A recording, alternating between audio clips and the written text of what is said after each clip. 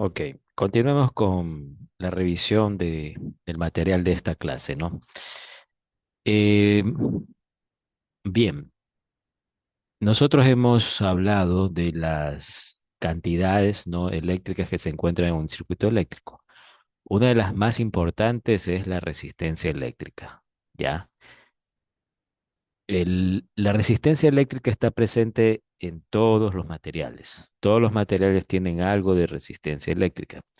Puede ser mucha resistencia, puede ser poca resistencia, ¿no? Dependiendo del tipo de material.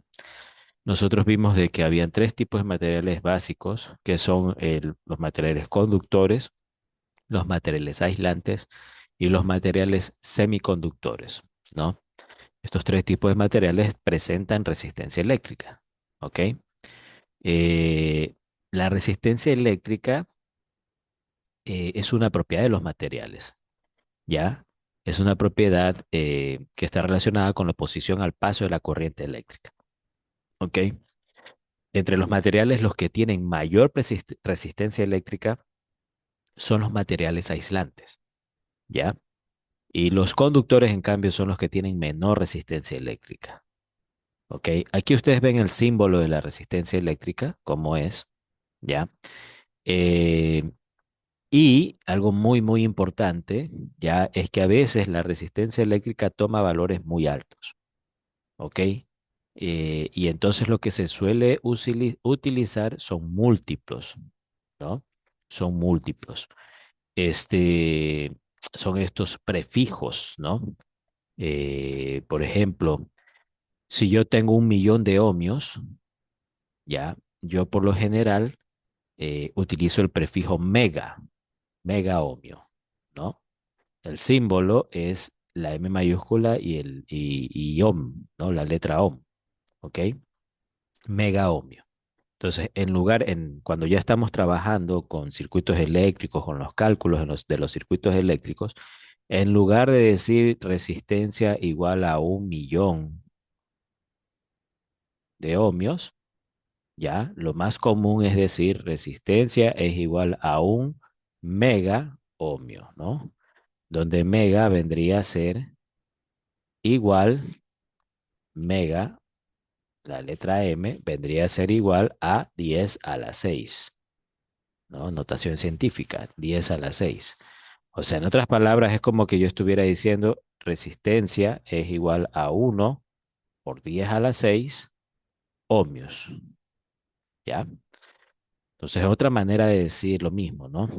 Pero utilizando prefijos. Y esta manera pues ¿cómo es que es? De decir, ¿no? De mencionar a la resistencia, es muy común usar prefijos para hacerlo. 1 kiloohmio, por ejemplo, 1 megaohmio, 10 megaohmios, 10 kiloohmios, etcétera. Cuando tenemos valores muy altos de resistencia, utilizamos prefijos, ¿ya?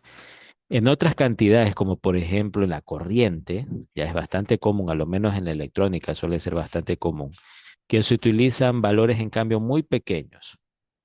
Por ejemplo, pueden haber corrientes pequeñas, ¿no? Digamos que tenemos una corriente, voy a asumir como que tengo una corriente de 0,1 amperio. Es una corriente bastante pequeña. Esta corriente también yo la puedo convertir la unidad en un prefijo, ¿ya? Eh, entonces, el prefijo que voy a utilizar es por 10 a la menos 3, ya que corresponde al miliamperio. Entonces, en vez de decir 0,1 amperio, yo puedo decir corriente es igual a 100 miliamperios. O lo mismo que decir, el mili es por 10 a la menos 3. El mili es por 10 a la menos 3. ¿Ya? Entonces, yo puedo llegar y decir aquí que lo que tengo son 100 por 10 a la menos 3 amperios. ¿Ya? Entonces, son formas de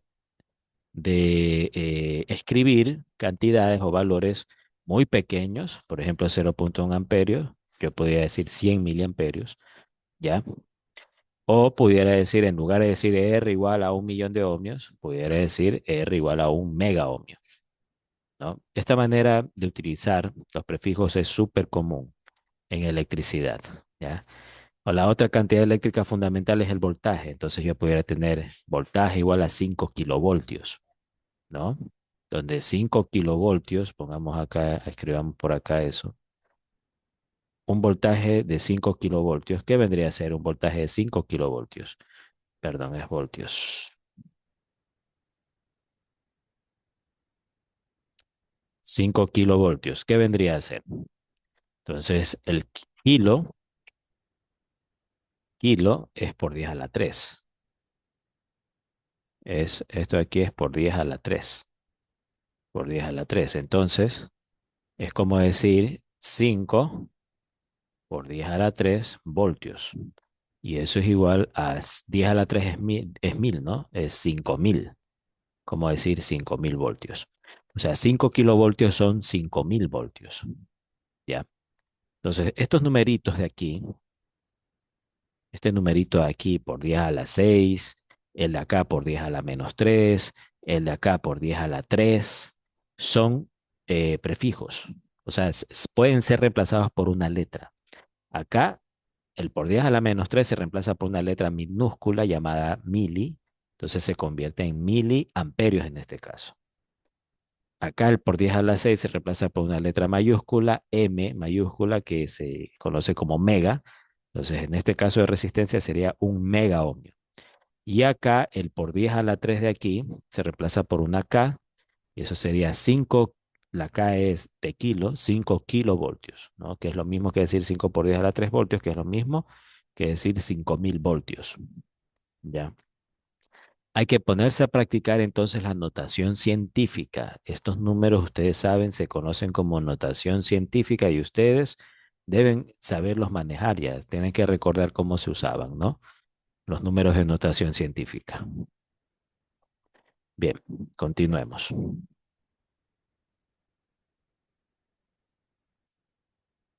Ok, entonces, aquí nosotros tenemos un problema. Dice lo siguiente, cálculo de la resistencia de un hilo conductor. Calcule la resistencia de un hilo de cobre de resistividad Rho igual a 0.0172 ohmiómetros, longitud L igual a 50 centímetros y una sección transversal de A igual a 5 milímetros cuadrados. ¿Ya? 5 milímetros cuadrados. Entonces, aquí yo tengo la fórmula y ya se ha calculado, ¿no? Dice que da 1.72 kiloohmios. Bien, vamos a ver entonces cómo se hace el cálculo aquí, ¿no? Ciertas cositas importantes. A ver, vamos nomás viendo. Vamos viendo cuáles son las cantidades. Son la resistividad de 0.0172 ohmios. Entonces, esa resistividad yo tendría que reemplazarla aquí, en esta ecuación. Tengo la longitud del conductor, que vale 50 centímetros. O sea, los 50 centímetros tendría que yo trasladarlos acá en L y los 5 milímetros cuadrados de la sección transversal acá. Ahora, aquí, cuidado, ¿no? Yo no coloco directamente 50 nomás, ¿no? O sea, si yo llego y hago la operación aquí como que fuese así, resistencia es igual a 0.0172 que multiplica a 50 y todo eso de ahí dividido para 5, estaría cometiendo un error, ¿no? Esto estaría mal. Estaría mal, ¿no? Y tocaría ver por qué. El motivo es porque ustedes están usando, colocando las unidades, o sea, unidades derivadas aquí, ¿ya? Eh, o más bien podría ser prefijos, ¿no? Estamos usando unos prefijos que no se deben colocar así nomás, ¿no? Directamente para hacer cálculos. O sea, yo, si tengo acá metros, que es la unidad fundamental, por ejemplo, ohmiómetro, si yo multiplico L, que es la longitud, por este Rho, si ven, aquí está en metros y acá está en centímetros. Es como que yo estuviera tratando de mezclar peras con manzanas. Ya tengo que trasladar la unidad a la misma unidad que está por acá. metros y metros, como quien dice. Siempre lo que se hace es trasladar a la unidad fundamental. En este caso es el metro, ¿no? Sobre 50 centímetros hay que llevarlos a metros, ¿ya? Y acá abajo yo tengo milímetros cuadrados, tenemos que llevarlos a metros cuadrados, ¿ya? Entonces, ¿cómo yo hago eso? Yo tengo centímetros, centímetros, centi. Centi es por 10 a la menos 2. Ya, entonces ahí ese número, todo eso de ahí, ese número, pongámosle con otro color, pongámosle un azul. Este de aquí vendría a ser pues 50 por 10 a la menos 2 y la unidad sería ya no centímetros, sino metros, porque los centi están convertidos a notación científica. Esto sería centi, ¿no? O la letra C, centímetros, ¿ya? Entonces ya tengo en metros los 50 centímetros en metros. Es lo que yo coloqué ahí.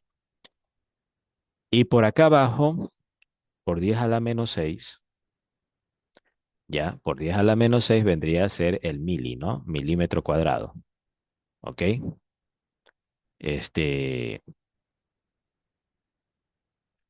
eh, claro, mili, ¿sí o no? Sería milímetro cuadrado. O sea, estoy trasladando los milímetros cuadrados a metros cuadrados, ¿no? Entonces esto de aquí, todo esto de aquí, todo esto de aquí, vendría a ser 5, ya la unidad es el metro cuadrado, 5 por 10 a la menos 6 metros cuadrados, ¿no? Ya, por 10 a la menos 6 metros cuadrados. Este, bien, eso es el asunto. Entonces tenemos que poner así los números, ¿no? Ya veamos cómo está haciendo la transformación. Esto es importante. Voy a borrar esto.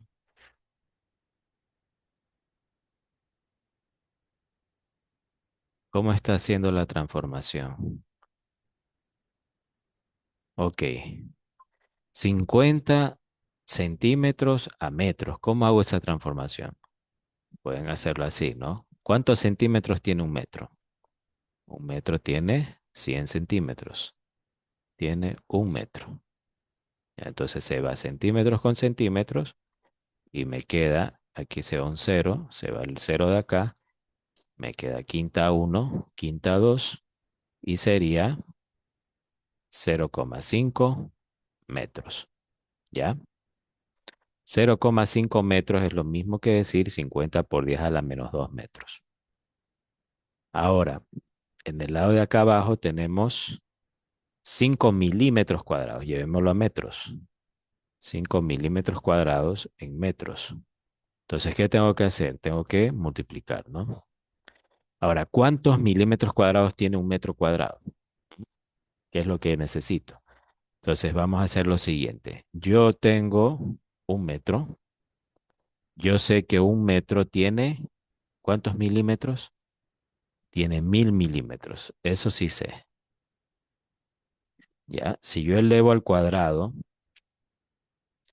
el lado izquierdo de esta ecuación y tengo que elevar el cuadrado del lado derecho de la ecuación, ¿no? Para que se mantenga una igualdad.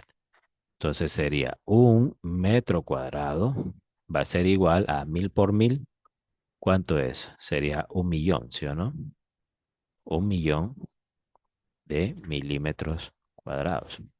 O sea, en otras palabras, un metro cuadrado es igual a 1 por 10 a la 6 milímetros cuadrados. ¿Ya? 1 por 10 a la 6 milímetros cuadrados. Entonces, voy a colocar aquí, voy a colocar aquí eso. Vamos colocando. Sería un metro cuadrado. Un metro cuadrado tiene 1 por 10 a la 6 milímetros cuadrados. Entonces, tenemos lo siguiente.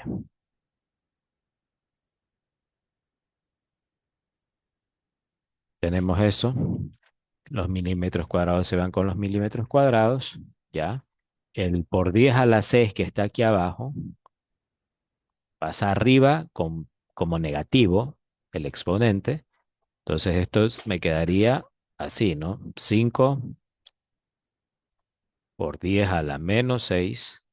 ¿Qué cosa? Metros cuadrados. Se dan cuenta que es lo mismo. 5 por 10 a la menos 6 es 5 por 10 a la menos 6 que está aquí. ¿Ya? Entonces, este sería el procedimiento mecánico para obtener estos valores. El procedimiento rápido, cuando uno sabe cuánto valen los prefijos, es el inicial, ¿no? El que yo les mostré. Yo sé que el centi es por 10 a la menos 2, entonces directamente cogí 50 por 10 a la menos 2 metros. ¿Ya? Yo sé que el milímetros cuadrados es por 10 a la menos 6, ¿ya? Si es que me supiera el prefijo. Entonces coloco directamente por 10 a la menos 6, 5 por 10 a la menos 6, ¿qué cosa? Metros cuadrados, ¿ya? Entonces el procedimiento que está aquí escrito es el mecánico, no el manual. Ustedes si hacen esto van a llegar a los mismos valores. Entonces es importante que practiquen notación científica. Ojo con eso, ¿no? Practiquen la notación científica. Y no solo eso, una vez que ya tienen los valores en sus calculadoras, ya practiquen hacer estas operaciones, porque a veces cuando uno necesita colocar notación científica también se suele equivocar. Ya tienen dos números, dividir para algo que es en notación científica, el estudiante se puede equivocar, ¿no? Haciendo el cálculo en la calculadora. Entonces hagan la práctica de esta operación que está aquí, ¿ya? Muy bien, entonces aquí la resistencia dicen que da 1,72 kilo ohmios. Bien, continuemos. Entonces, entonces yo tengo aquí un circuito, ¿ya? En donde, fíjense, aquí dicen cortocircuito y acá circuito abierto, ¿ya? Entonces veamos qué es esto del cortocircuito y qué es esto del circuito abierto. Ya, el cortocircuito ocurre, ¿ya? O se podría decir que un cortocircuito es cuando nosotros hacemos la conexión entre dos puntos con un dispositivo, ya que por lo general es un conductor eléctrico, puede ser un cable, que tiene resistencia de valor cero. Ya, entonces yo, por ejemplo, en el gráfico que está aquí, yo llegué e hice esta conexión, ¿no? Aquí se puede ver cómo llegué y conecté con este conductor estos dos puntos de aquí, ¿ya? Resulta que ese conductor tiene una resistencia de cero, teórica, ¿no? No hay nada que tenga resistencia cero ya en la vida práctica. Puede ser una resistencia súper baja, pero no va a ser cero exactamente, ¿ya? Entonces, este, eso sería, ¿no? Y eso de ahí, esa conexión, ¿no? Con ese elemento de resistencia cero es un cortocircuito, ¿no? O el elemento de por sí se le podría decir ya cortocircuito. A ver, uno llega y cuando hace esta conexión lo que va a causar es una corriente muy alta, una corriente que se dispara, se hace infinita en teoría. ¿Ya? ¿Por qué creen que la corriente se va a hacer infinita? Les hago esa pregunta, analícenlo. ¿Por qué sería que la corriente, cuando yo hago un cortocircuito, una conexión así como esta, se convierte en una corriente de cortocircuito que es muy alta? Piensen.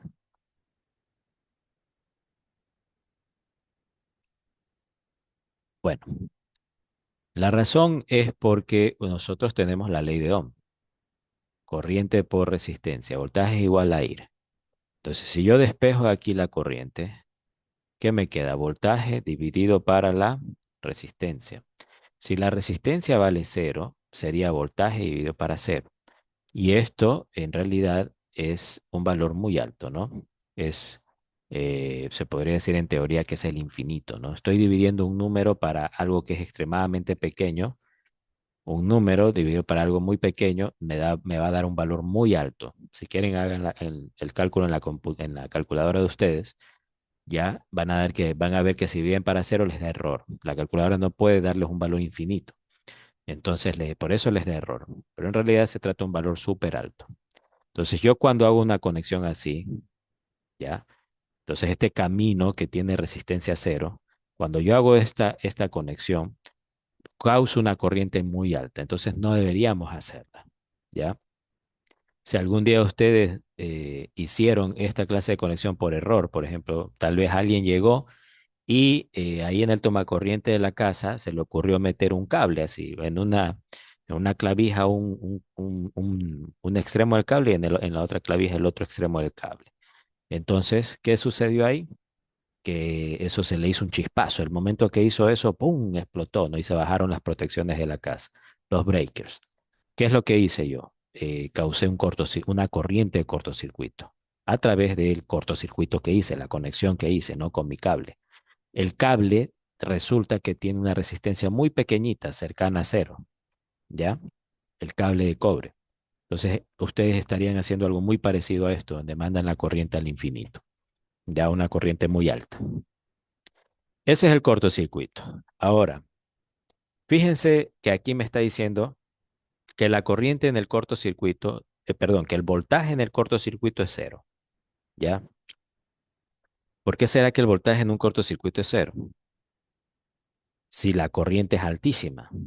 Intuitivamente pensaría como que no, como que el voltaje se va a crecer mucho también, ¿no? Pero no, no es así. Ya, en teoría, ¿no? Porque cuando ocurre un cortocircuito, los voltajes sí se elevan, sobre todo en aguas arriba. Ya, o sea, en todo el circuito se elevan los voltajes, ¿no? Justamente por la ley de Ohm. Pero veamos, o sea, en teoría ustedes lo que tienen es, cuando ocurre el cortocircuito, van a tener una corriente que es muy alta, es verdad, ya, una corriente bastante alta, bien alta, que se multiplica por una resistencia que prácticamente vale cero, ¿no? Que es la de cortocircuito. Entonces eso me va a dar 0 voltios. ¿Sí o no? Cualquier cosa multiplicada por cero da 0 voltios. Ese va a ser el voltaje que yo tengo en mi cortocircuito, ¿ya? De 0 voltios. ¿Ok? Eh, ahora sí hablemos del circuito abierto. El del circuito abierto es lo opuesto a lo que es el cortocircuito. En el circuito abierto, yo lo que tengo es una corriente que vale cero. La resistencia es muy, muy alta en el circuito abierto. Una resistencia que es prácticamente infinita, ¿ya? La corriente, por lo tanto, desaparece prácticamente, ¿no? ¿Y por qué desaparecerá? Se debe también a la ley de Ohm, ¿ya? Recuerden, voltaje es igual a la corriente por la resistencia, ir. Entonces yo voy a despejar mi corriente y voy a poner voltaje dividido para la resistencia, ¿ya? Entonces, ¿yo qué tengo ahora? Tengo voltaje dividido para la resistencia que es muy alta, que va al infinito. Y cualquier cosa dividida para infinito, pues me va a dar cero, ¿no? ¿Ok? Entonces, es un valor dividido para otro valor que es muy alto. Entonces, esa operación va a dar cero prácticamente. Entonces, en un circuito abierto, la corriente se hace cero. ¿Por qué? Porque la resistencia es demasiado alta. En la vida práctica, ¿cómo podemos alcanzar un circuito abierto? ¿Cómo podemos conseguir un circuito abierto? Los electrones tienen que encontrarse con algo, una pared de concreto que no les permita pasar. Ya, entonces ustedes, hay un material que está ahí disponible en la naturaleza que es el aire. Ya, entonces yo pudiera, si yo quiero crear un circuito abierto, yo pudiera llegar y colocar aire aquí, ¿no? Hacer una desconexión y entra el aire por medio y los electrones ya no van a circular porque el aire es un material aislante. ¿Ya? Así justamente es como funcionan los interruptores. Los interruptores tienen esa manera de operar, ¿no? Ellos, ustedes tienen aquí un interruptor, ahí y así, ¿no? Ahí está el interruptor. Entonces, ¿qué hace? El interruptor se puede ya sea cerrar o se puede abrir, ¿no? Entonces, si yo lo cierro, lo que estaría haciendo es reemplazando aquí, habría aire, ¿no? Aire. Cuando yo cierro el interruptor, ya no hay aire, se toca directamente este material que es conductor con la otra parte de acá que es conductora y los electrones pasan nomás a través del interruptor. Cuando yo abro el interruptor, se retira esa conexión que hay aquí y hay el aire en cambio de por medio y los electrones ya no van a circular, a pesar de que hay un voltaje, ¿no? A pesar de que hay un voltaje. Ahora, yo puedo hacer que incluso abierto el interruptor, la corriente logre pasar, ¿ya? ¿Cómo creen que podrían hacer eso? ¿Qué se les ocurre? Si la resistencia es muy alta, ¿qué yo tendría que hacer para que la corriente igual pase a pesar de que la resistencia es muy alta? Piensen, ¿qué podrían hacer?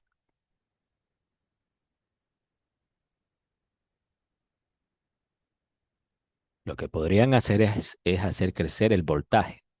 Miren aquí, el voltaje, la tensión, también otro nombre para el voltaje es tensión. Entonces, ¿qué hay que hacer? Miren, la resistencia es extremadamente fuerte, no deja pasar los electrones, pero el que esté haciendo el empuje de los electrones es el voltaje. Si yo subo mucho el voltaje, a los miles de voltios, por ejemplo, la resistencia tiene que ser bastante poderosa para evitar que los electrones logren pasar a través del conductor, del material conductor, ¿no? O sea, para evitar de que suceda eso. ¿Sí o no? Si puede llegar a suceder eso, ¿no? Se puede, le llaman el rompimiento, ¿no? Eh, o como un punto de ruptura, ¿no? En donde el material aislante ya no soporta la tensión que tiene sobre él y ocurre la ruptura, ¿no?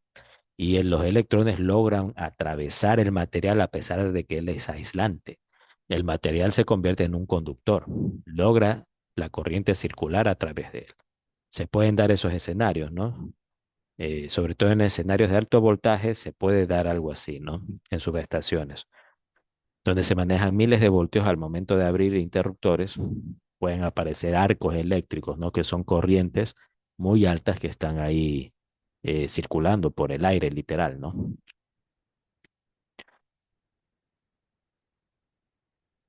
Bien, entonces eso sería, ¿no? Con respecto a esta diapositiva de la página 29. Ahora vamos, continuemos.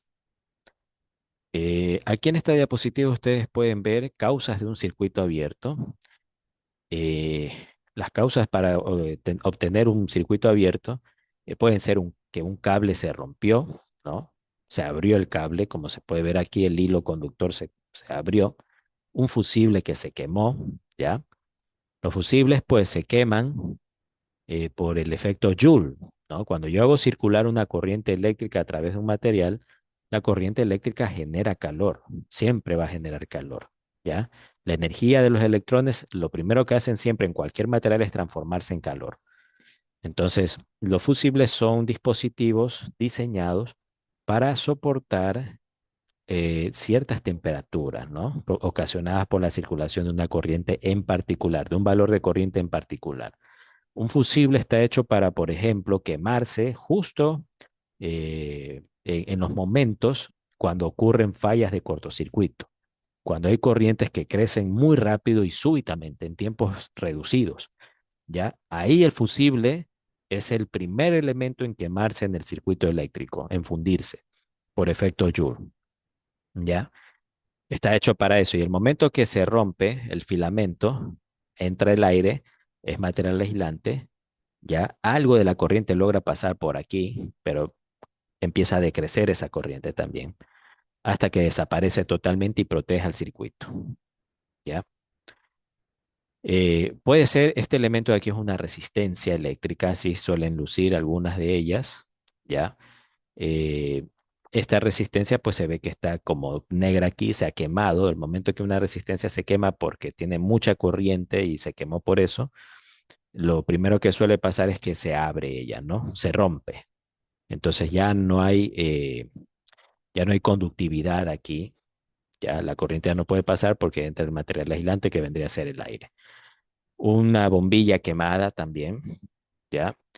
O las conexiones sueltas, ¿no? Hacer malas conexiones con los elementos del circuito. Aquí tenemos una pila y hay un cable que no está tocando correctamente este terminal, pues, o este punto de conexión de esta pila.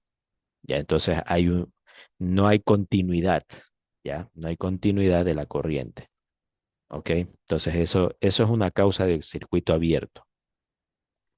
Un circuito abierto lo podríamos representar así, ¿no? Como aquí, que tenemos un interruptor, ¿ya? Y está claramente abierto, ¿no? No está cerrado aquí, no está tocando esta parte con la de acá, los contactos. Por lo tanto, no hay paso de corriente. Aquí está abierto. De por medio hay aire.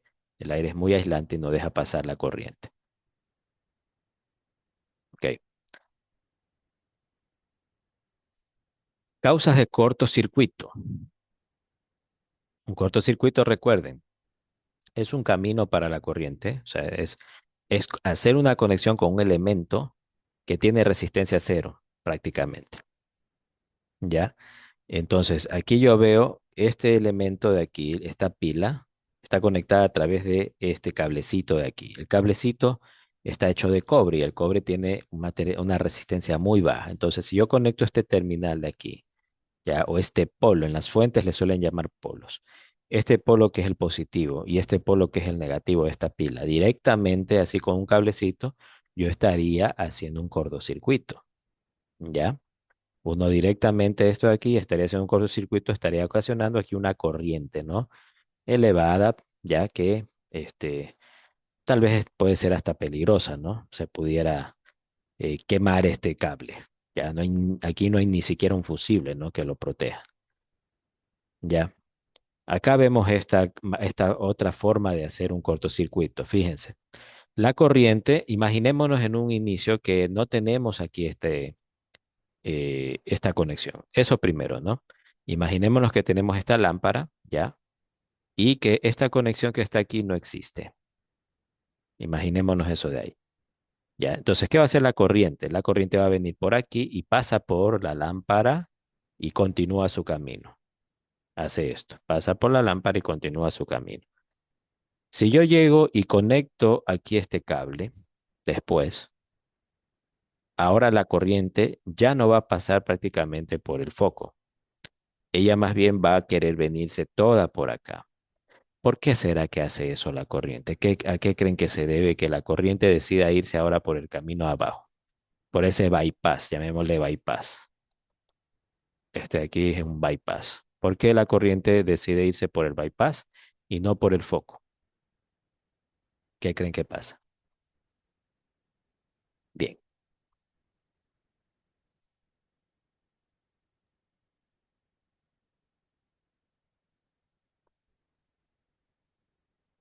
bien.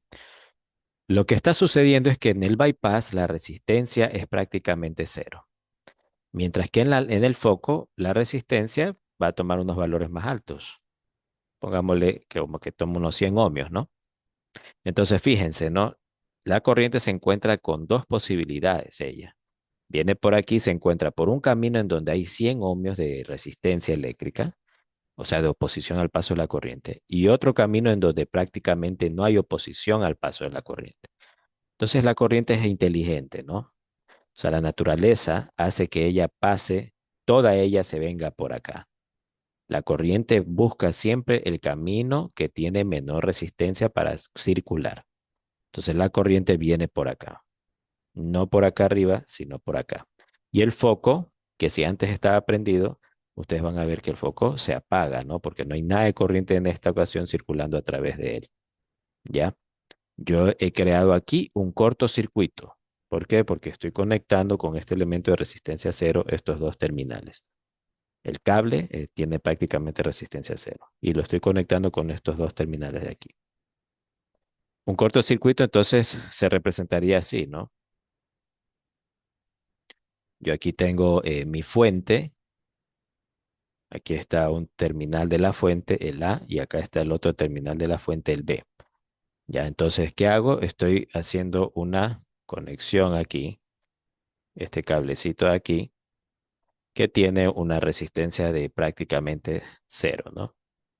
Y ahí eso le llamamos a esa conexión, a la conexión con ese elemento de resistencia cero, le podemos llamar un cortocircuito, ¿no? Un corto. A veces le dicen corto directamente, ¿no? Un cortocircuito. Bien, otra forma de causar un cortocircuito es hacer conexiones como estas, ¿no? O sea, yo tengo un cable aquí, el rojo, y otro cable, el verde, ya, y llego y los conecto directamente, como se puede ver aquí.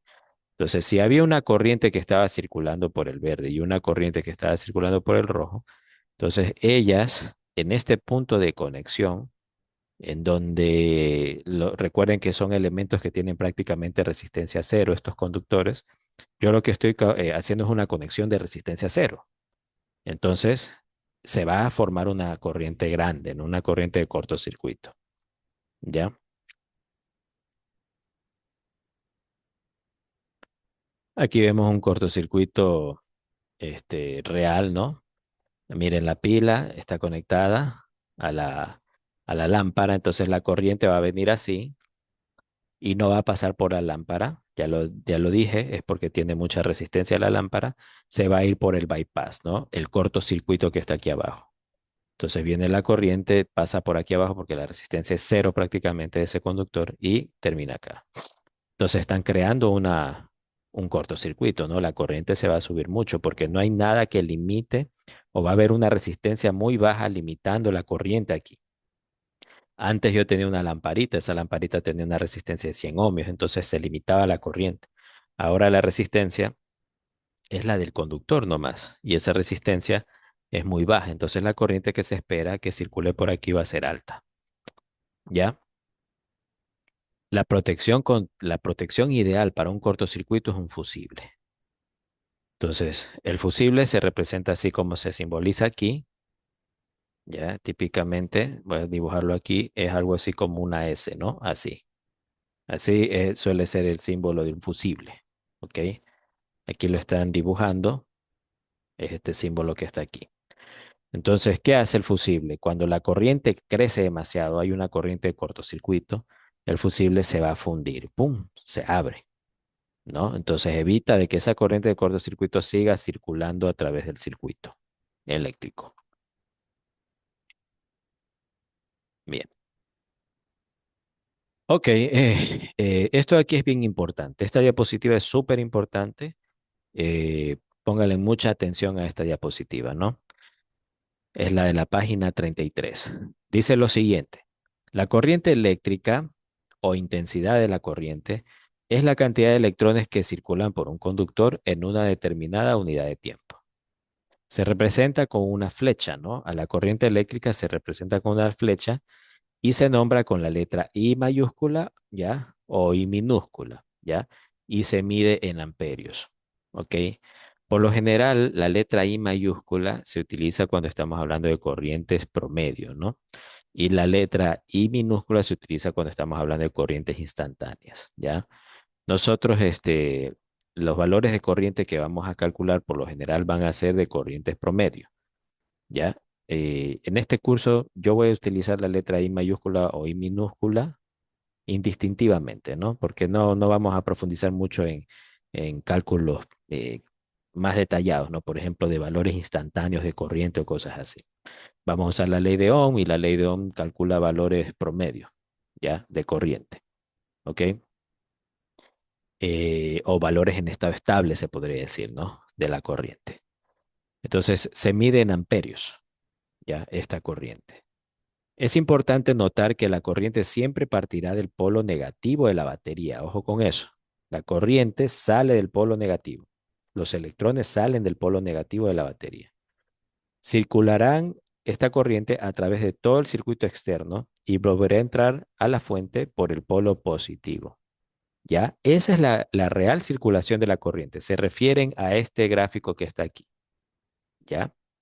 Este que está aquí. Ustedes tienen aquí una figura. Tenemos dos circuitos, uno a la izquierda y otro a la derecha. Se refiere al del circuito de la derecha. Fíjense cómo la corriente sale del polo negativo de la batería, viene y circula por el circuito y regresa al polo positivo de la batería. Esta clase de circulación de corriente se conoce como corriente electrónica y es la circulación real de la corriente. ¿Por qué? Porque los electrones, recuerden cuando estábamos hablando de electrostática, los electrones, yo tengo electrones aquí en el polo negativo, ellos por atracción son cargas negativas. Por atracción se van a desplazar en el circuito. ¿Atracción de qué? De esta región que tiene una carga neta positiva. Entonces los electrones vienen y tratan de llegar allá para causar un equilibrio de cargas. Ya, entonces ellos se desplazan así. Este es el sentido real de la corriente eléctrica. ¿Ok? Sin embargo, nosotros en ingeniería utilizamos este sentido de la corriente eléctrica, ¿ya? Que no es el mismo que está acá. Es al revés. Miren, la corriente dicen que sale del positivo y se va hacia el negativo. A esta corriente se le conoce como la corriente de sentido convencional, ¿ya? Y aquí hay unas razones medias históricas, son históricas realmente de por qué se usa este sentido de la corriente y no el real. ¿Por qué se lo usa en ingeniería hasta la fecha de hoy? Y es por cuestiones históricas, como les digo, ¿no? O sea, cuando las personas, los primeros científicos que estaban investigando estos fenómenos de la corriente eléctrica, ellos pues no estaban bien claros en si la corriente salía de los polos negativos de la fuente hacia los polos positivos o de los polos positivos hacia los negativos. Y bueno, acordaron para poder hacer sus cálculos, acordaron de que la corriente iba a salir del polo positivo y iba a ir hacia el polo negativo. ¿Ya? Así acordaron.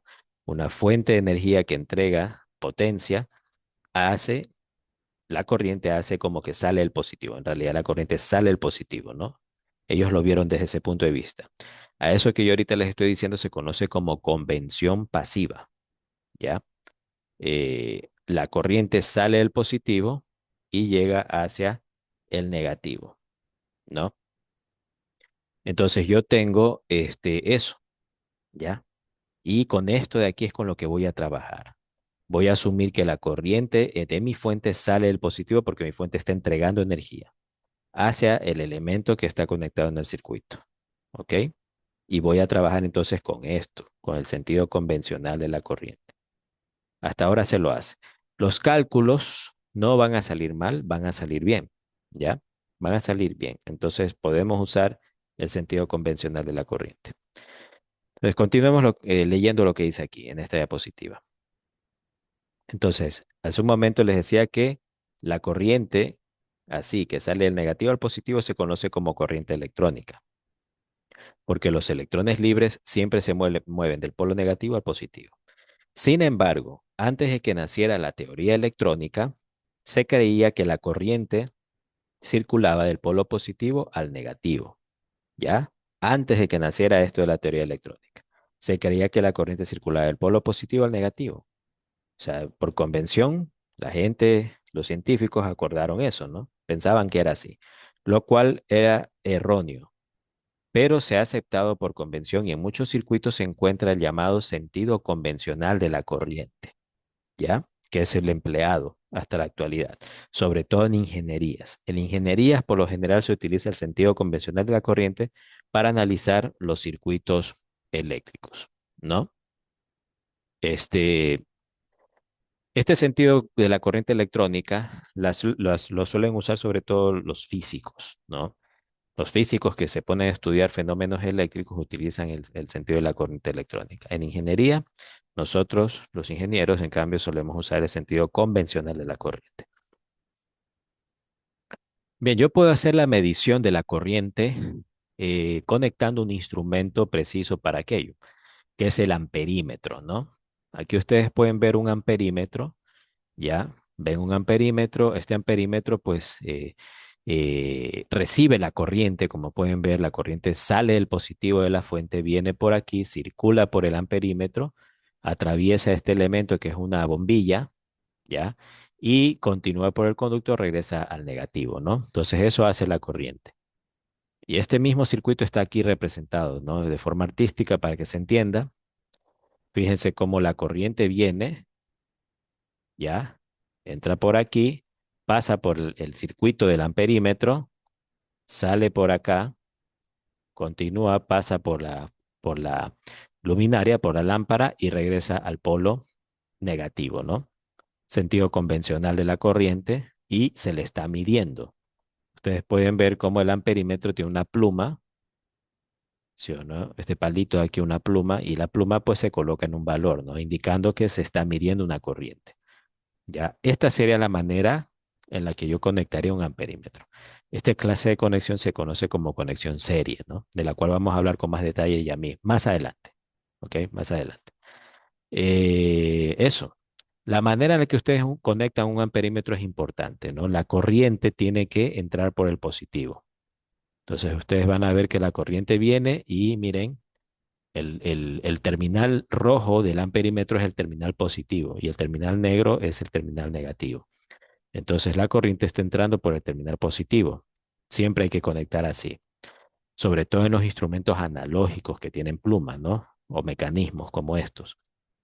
Si ustedes conectan al revés, el amperímetro lo que va a tratar de hacer es conseguir un valor negativo, ¿no? Y este amperímetro no va a tener esa posibilidad, lo pueden dañar, ¿no? Él solo entrega valores positivos.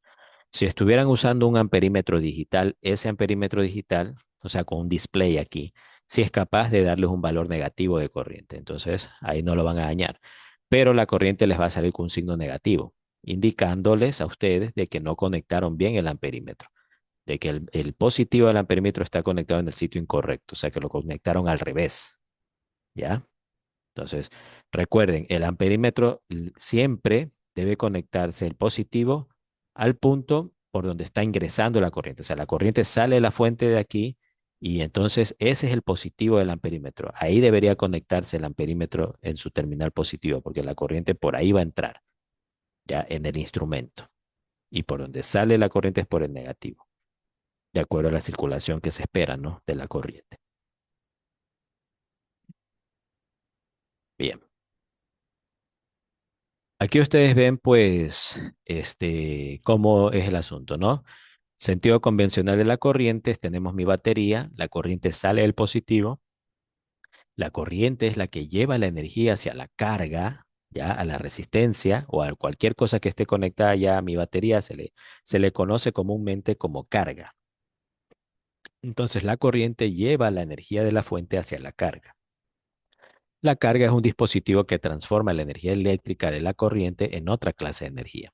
Cuando nosotros tenemos una resistencia, simplemente ahí la energía de la corriente, la energía eléctrica que tiene la corriente eléctrica, se transforma en este elemento en calor, se calienta el elemento, ¿ya? Bien, entonces aquí veamos lo que nos dice. Aquí está, este circuito aquí está representado acá de forma artística. Yo tengo mi batería, ¿ya? La batería dice que tiene una diferencia de potencial, o sea, un voltaje, y impulsa los electrones en el circuito, impulsa que los electrones se desplacen. Los conductores llevan esos electrones, ¿no? Ellos en realidad tienen electrones ahí disponibles y yo al conectar el voltaje, lo que hacen esos electrones es que ganan energía y empieza a haber una circulación, ¿no? Y tengo mi carga, mi lámpara en este caso, o bombilla, ya que ella tiene una resistencia, ¿no? Y transforma la energía de los electrones en luz y también en calor, se calienta la bombilla. Es un equipo de transformación de energía, la bombilla. Transforma la energía eléctrica en otra clase de energía, en luz, energía lumínica, perdón, en calor, ¿ya? Eso hace la... Bien. Ok, yo creo que por el día de hoy podemos llegar hasta aquí nomás con la clase. Muchas gracias.